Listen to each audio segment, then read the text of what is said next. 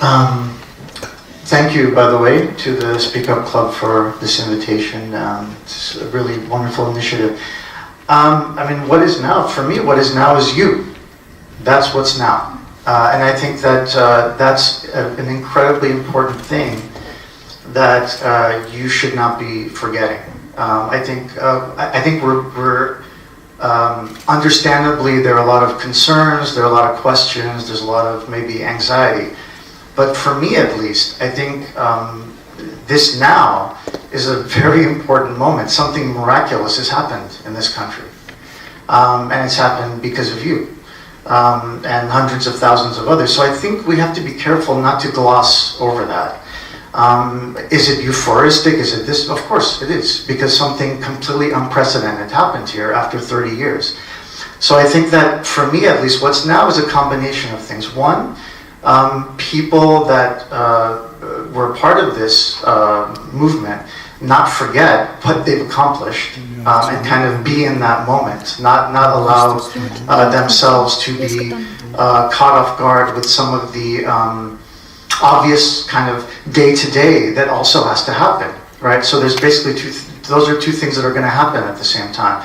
There is a certain euphoria, there is a certain, people need to feel, they do feel a sense of pride and joy and fulfillment in what they've accomplished. But I think along with that comes boring, everyday hard work. I mean, that's what governance is.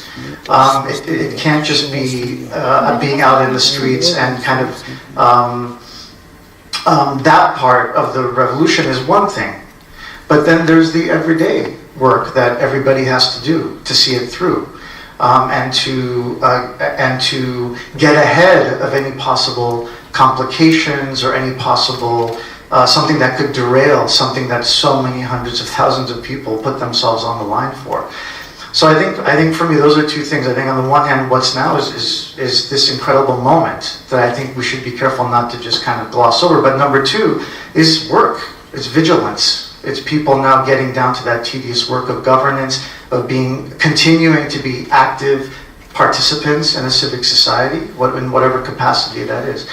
For me personally, I think being the only person here, I guess maybe who's not an Armenian citizen, my perspective also is that for me now it's about what does this mean in the diaspora. So I think for me, I think there's a very interesting conversation going on among diasporans. And I think now it's about what impact is this revolution going to have in the diaspora, which itself needs also a kind of revolution. We have to remember what revolution means, you know? I think that sometimes it seems like a lot of people want their cake and to eat it too. They want there to be this revolution, but we also want immediate checks and balances. We also want immediate law and order. A revolution means that something that was considered illegitimate and often fraudulent was toppled and replaced. Historically, usually what happens is sometimes that revolution by default does become a kind of even unchecked majority for a while. I'm not saying that's a good thing.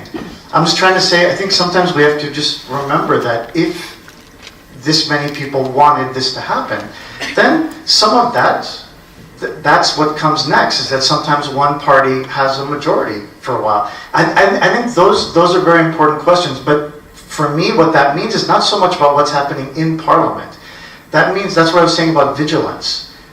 Just like people went out for 10 days or 11 days and they toppled a system after 30 years, those people have to continue. In other words, even if people are completely pro the new government, whatever, no one's perfect. No one is above the law. No one is above a certain code of ethics and a certain understanding of governance. So those very same people that were out on the streets, then it's everyone's job to be vigilant for that new government. So I think sometimes, in these conversations, I think we have to remind ourselves that, well, if it's a revolution, then revolutions are often sometimes, I think we're actually very fortunate that this revolution was incredibly soft and incredibly lawful, as far as I can tell. So I think that we have to be a little bit careful about checks and balances. When we talk about checks and balances, because of checks and balances from who? Whom? Right? If a revolution is supplanting that which it considers to be mostly very problematic and perhaps illegitimate, then that's a question. It's not a perfect situation, but that's kind of the nature sometimes of a revolution. So I think, just like an economy is super important for the health of a nation, you can't just only have the economy without culture. So just like we want there to be manufacturing, we want there to be jobs, we want there to be a great economy, there has to be a production of new and innovative culture. I found it, and I think many people found it incredibly moving, not just when the Prime Minister recites poetry, but all these slogans in the crowds, people playing word games, coming up with their own slogans, their own designs, songs, chants. I think that, we can call that populism, we can call it whatever we want, but I think that at the end of the day, in this day and age, I find it very frightening and incredibly unhealthy that we get so nervous by any kind of collectivism. I don't really care what we call that. I think that that tells you how far we've come in some ways, where we've kind of forgotten our own humanity. We are human beings at the end of the day. And there is something to be said for reconnecting to each other as a community of not just Armenians, as just human beings. We happen to live in Armenia, but I would be saying the same thing wherever. I would love to go back to Boston and say it to my countrymen in Boston right now. So I think that the use of poetry, I think, is incredibly powerful, because what poetry tries to do is what nothing else can do. Poetry tries, with very few words, to say that which we find to be impossible to say. That's why there's never an ending of love poems. There's not an ending of poems about grief or death or loss, right? Because we can never find the right words exactly to say what we feel. To have leadership, after all these years, to have someone get on the stage who wants to lead a country and to recite poetry, of all things, and not recite that poetry in a way, and maybe, folks can correct me if I'm wrong here, but at least from my perspective, as a little bit of a, outsider, half outsider, in a way that is not some kind of dogmatic, kind of Soviet sounding, where we're all going to applaud and he's going to, where people are, you could see people on the stage crying, you're crying as you're watching it, and that might all feel silly. But I think the fact that it even makes us feel silly, it to me is a sign both of the importance of that, to reconnect to our own humanity. I think that in Armenia, like a lot of, and unfortunately now in the United States, I think more and more and more when people are living under tremendous socioeconomic injustice, there's a tremendous amount of violence that's going on there. It's not violence like you're being physically beaten every day.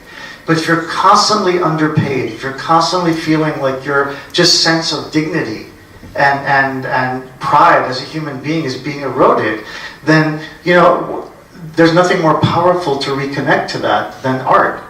And if you have a leader, whether it's Nikol Pashinyan or anyone else, who reconnects with people through just this very, very primordial thread, right? Art is something that connects us for thousands and thousands of years. I think that's been an incredibly refreshing and I think very healthy development of this kind of discourse. And so I think that for me is something that we all have to be vigilant about, to keep talking, keep having very healthy, good conversations. I think it's important for folks to continually be involved, to be engaged in whatever way they can, civically, and with civic society.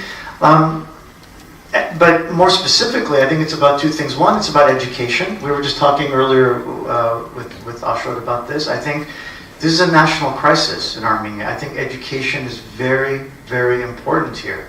And I think AUA, I think we're all fortunate. I think we're trying to create a model, we're trying to hold up a certain standard, but I think it's very important that we also work to build up all other educational institutions. There has to be, all young people here in Armenia need to have really good educations. That's the only way you continually have new generations of civic-minded citizens to be engaged, to tell Nikol Pashinyan if he's doing something wrong, or whoever the prime minister is, or to create new parties, or whatever they're going to do. And then the last thing is just as I said with my opening statement, just with the diaspora. For me, I think, not just for me, but I think for a lot of diasporans who have for many years been very critical about some of the systemic problems that we see in the diaspora, I think now it's time to have a much more honest conversation. You can't have Armenia have this kind of radical, incredible change and have the diaspora suddenly seem so stuck and stagnant in all of its institutions and its mentality and in the way it relates to Armenia. So I'm hoping to have more of those kinds of discussions.